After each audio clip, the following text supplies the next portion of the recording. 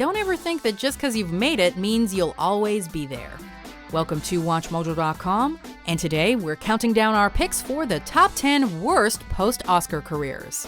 Before we begin, we publish new videos every day, so be sure to subscribe for more great content. For this list, we'll be looking at silver screen thespians and directors who managed to snag the coveted golden statuette at one point in their career, but followed up their wins with years of relatively disappointing work.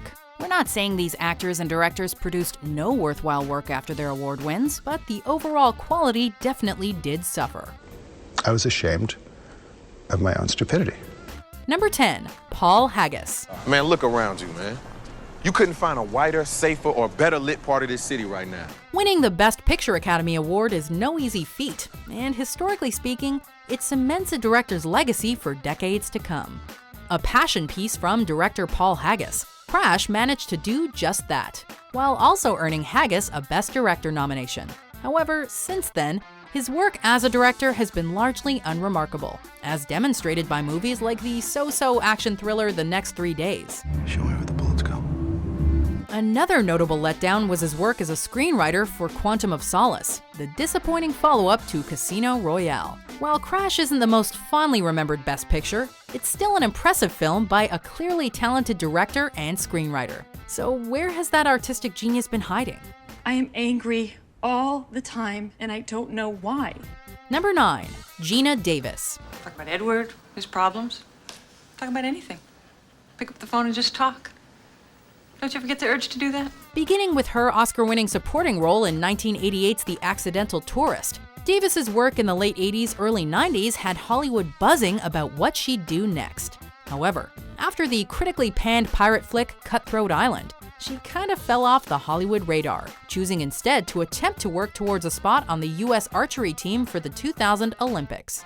She was due for an acting comeback in 2005 when she took the role of America's first female president in the TV drama Commander-in-Chief. I'm going to run this government. Unfortunately, the high expectations were not met, and the show was canceled after one season. Our fingers are crossed that her role in the TV reboot of The Exorcist will put her back on track. Are you saying this is my fault? Is that what you're saying? How?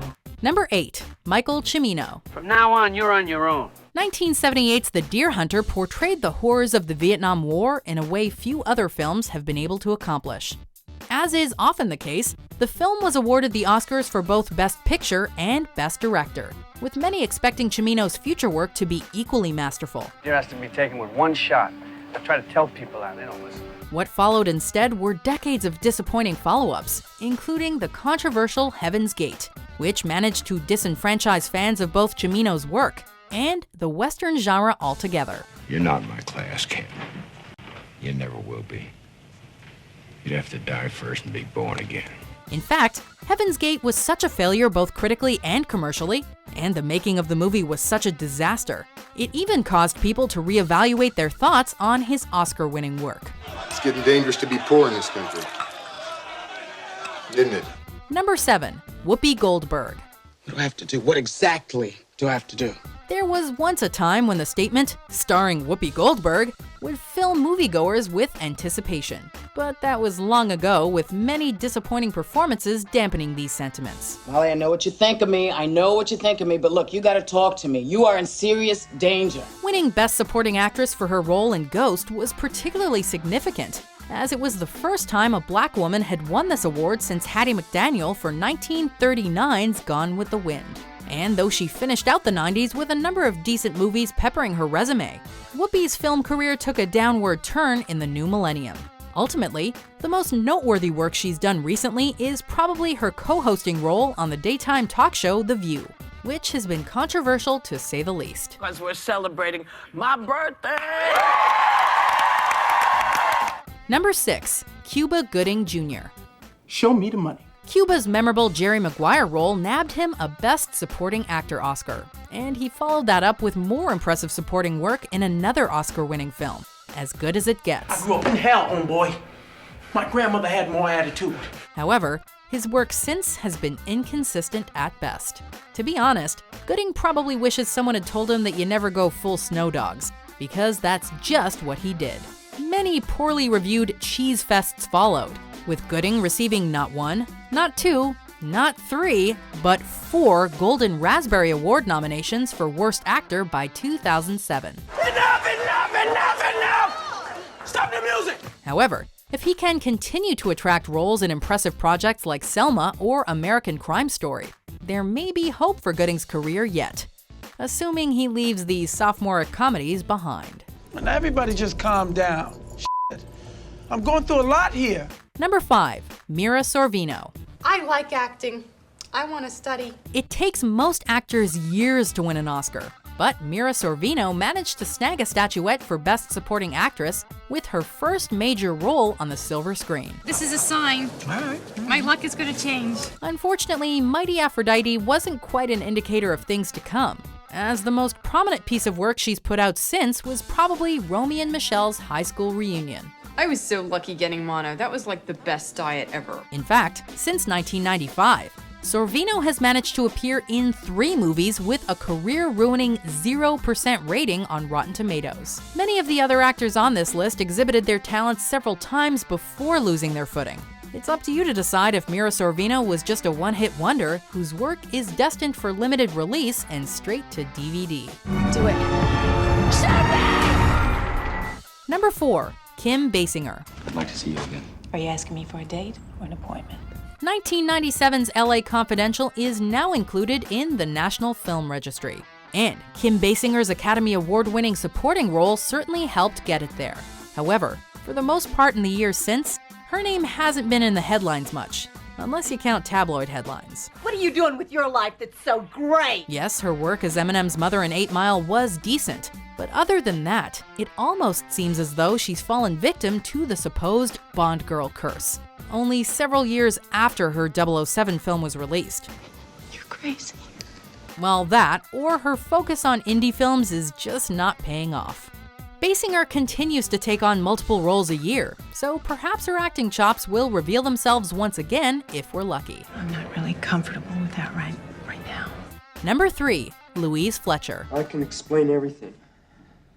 Please do, Billy.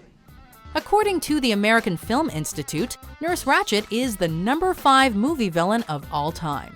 And the terrifying Louise Fletcher performance that brought her to life definitely deserved the Best Actress Oscar.